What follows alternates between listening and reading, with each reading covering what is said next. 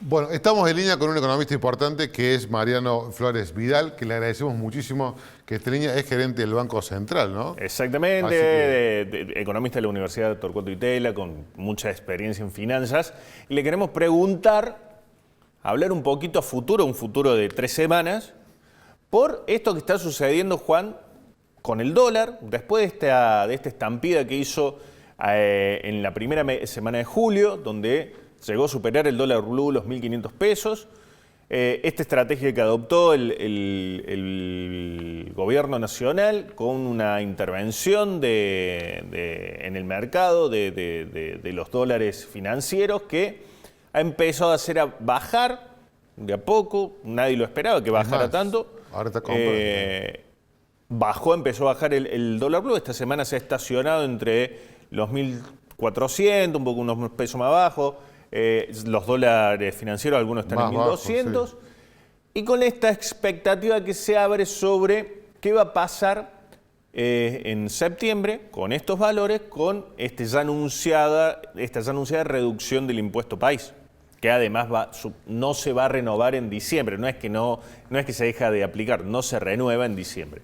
Para esto lo invitamos a Mariano Flores Vidal, que está en línea. Para ver si nos puede ayudar a entender qué está sucediendo. Mariano, buenas noches, bienvenido. Buenas noches, un placer estar con ustedes. Muchas gracias por invitarme. Bueno, nosotros compramos dólares a 1.500 en julio. Sí. ¿Qué hacemos? Perdiste. No puede decir eso. Pero se iba a ir, Mariano. No perdiste, compraste caro. El acomodamiento que todos esperaban. Los economistas nos decían, compre que está barato. El dólar siempre está barato. Sí. Y fue. No, yo no.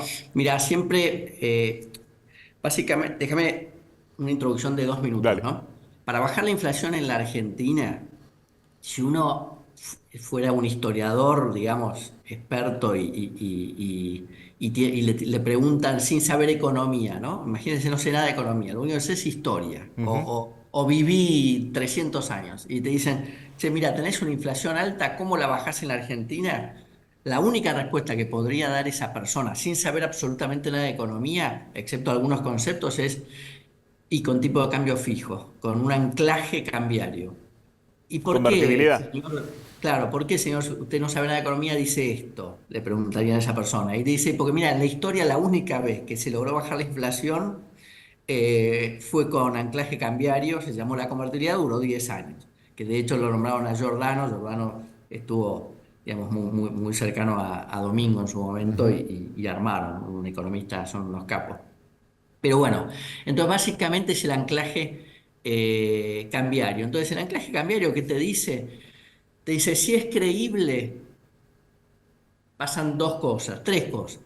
Si es creíble el anclaje cambiario, la inflación baja, la tasa de interés en pesos baja.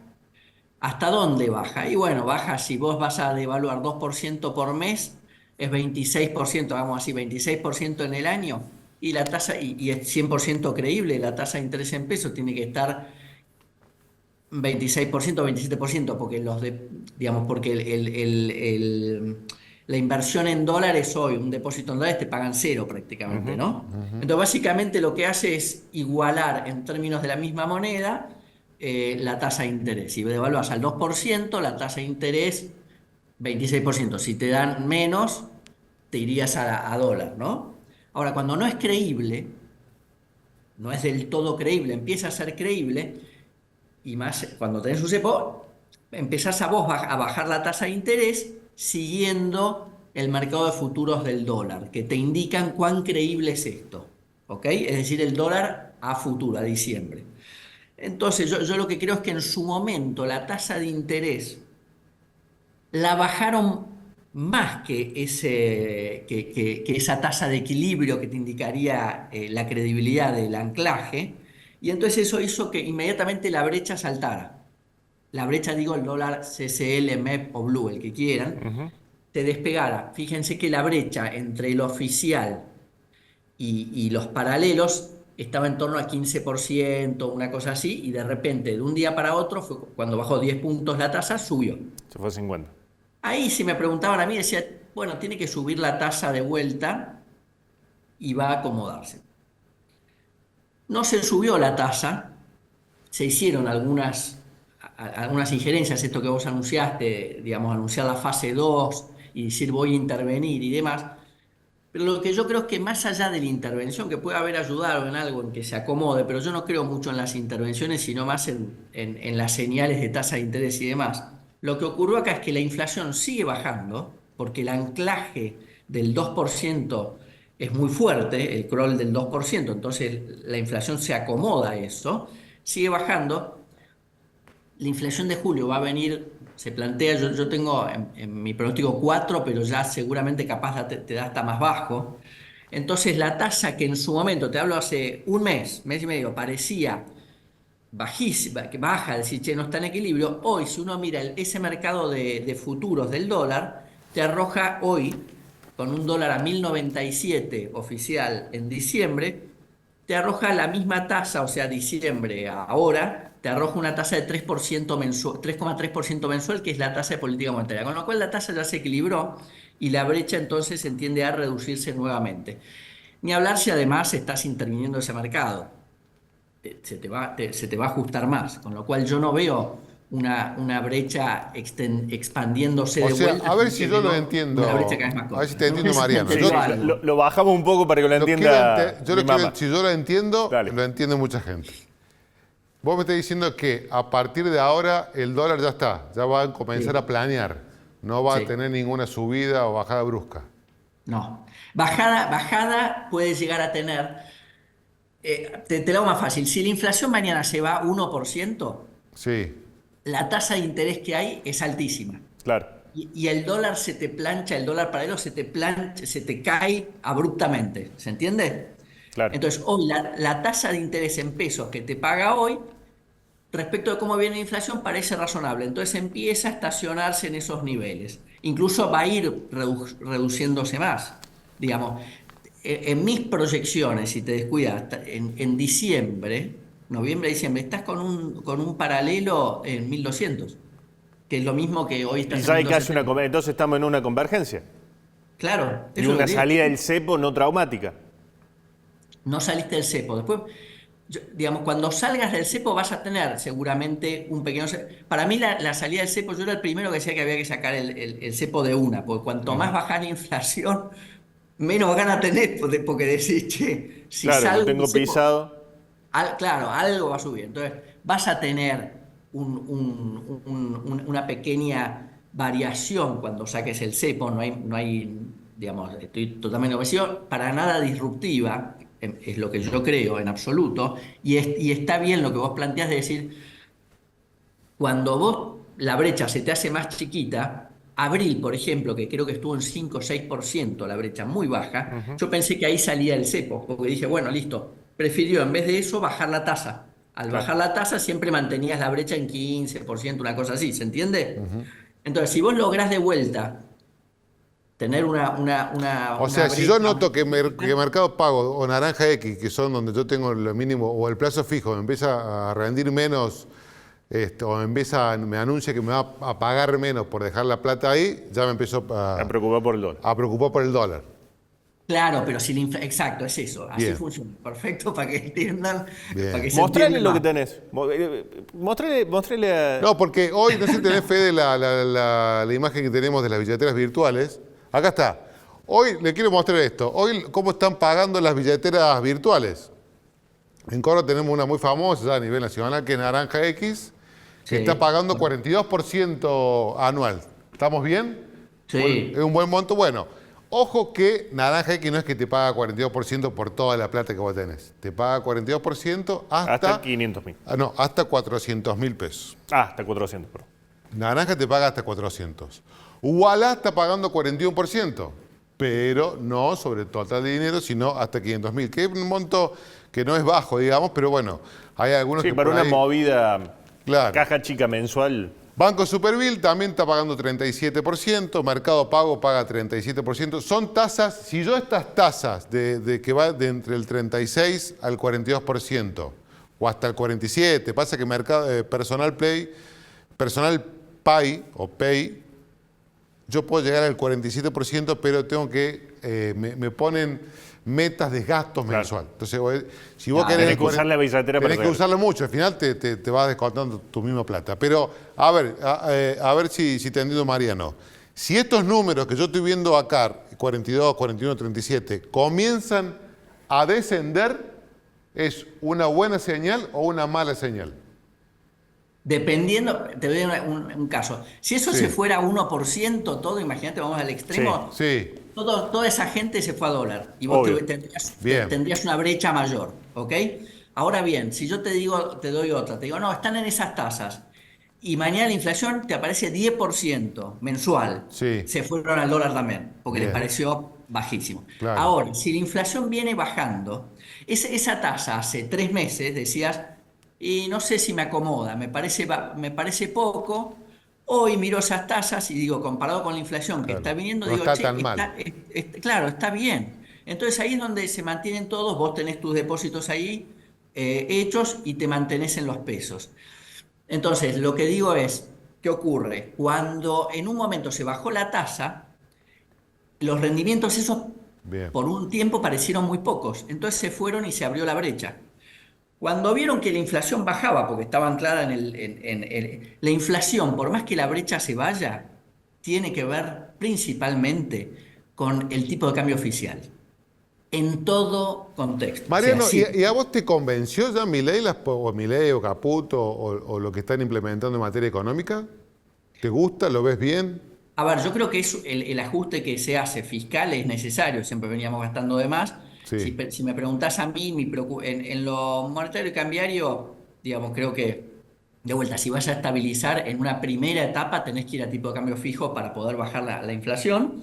En un año en el que tuviste una cosecha razonable, debieras poder recuperarte. Lo que estoy mirando principalmente son los indicadores de actividad que todavía no me convencen que haya una recuperación, ¿no? Entonces, básicamente, si me preguntan a mí, yo estoy esperando eso.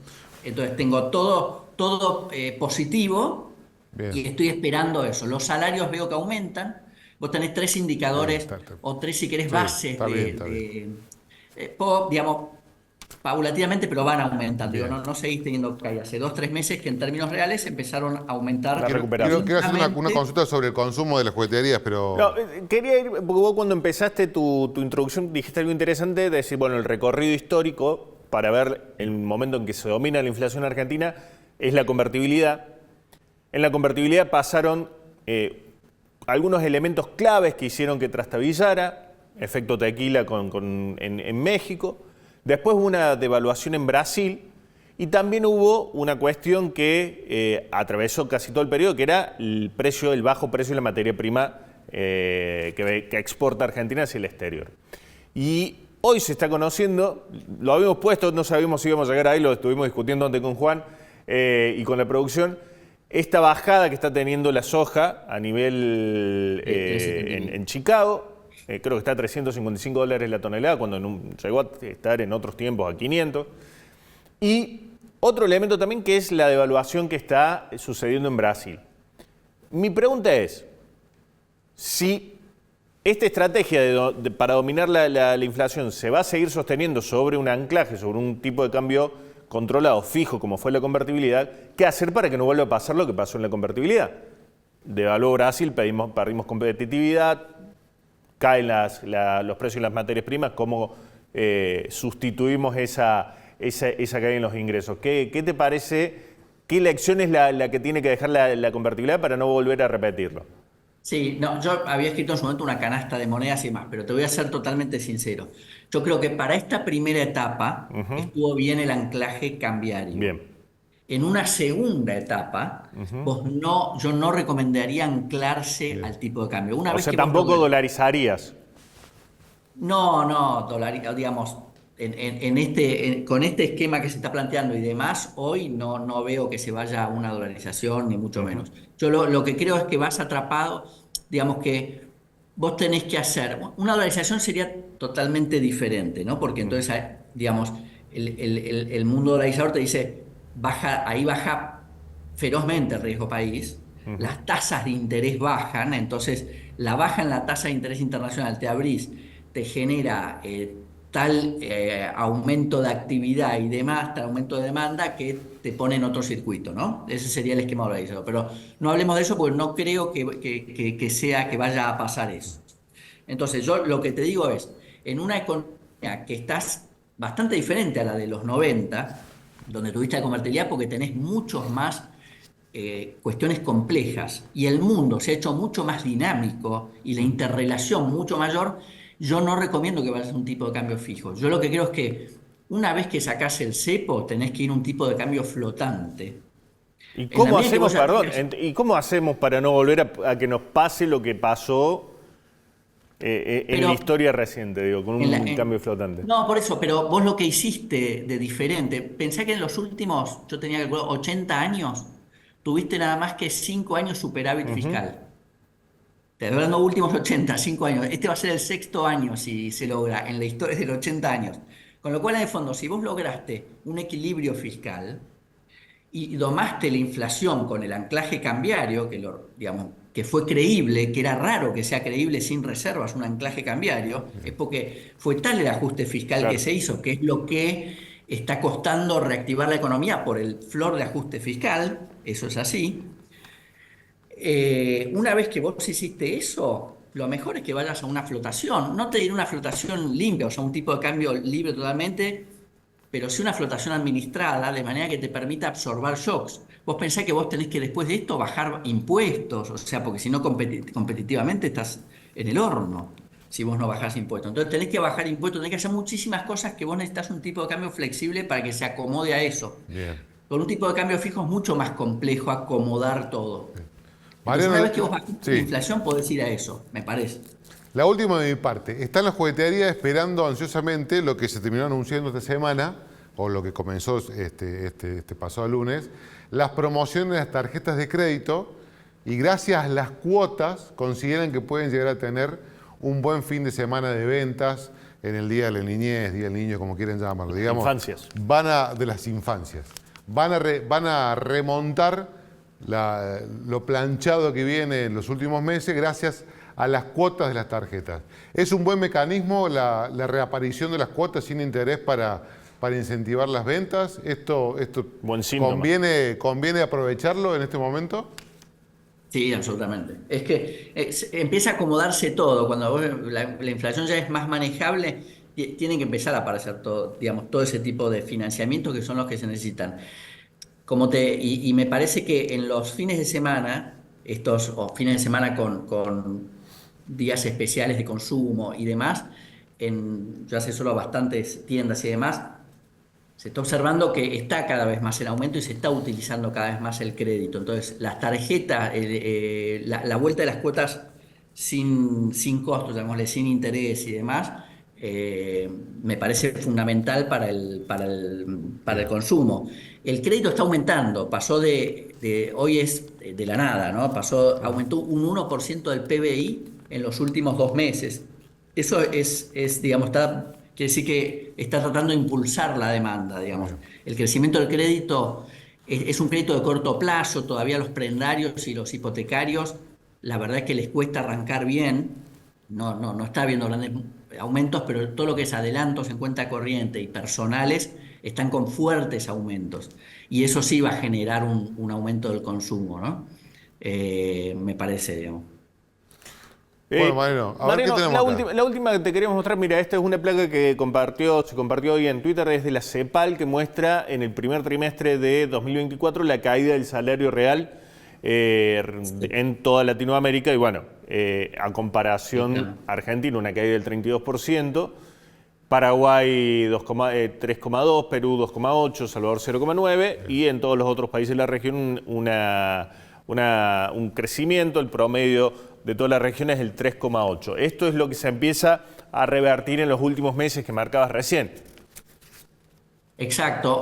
Hoy te diré que ya estás en el interanual. Si yo tomo el salario promedio de la economía, es formal, estás aproximadamente un 9% abajo. O sea, junio contra junio del año pasado, estás 9% abajo. Se recuperó, pero todavía seguís 9% abajo, digamos, y va a tardar en recuperarse porque va va de a poco recuperándose. Los salarios informales recuperaron menos y los públicos están más o menos empatados, digamos, recuperaron un poco menos. Pero esa es la situación.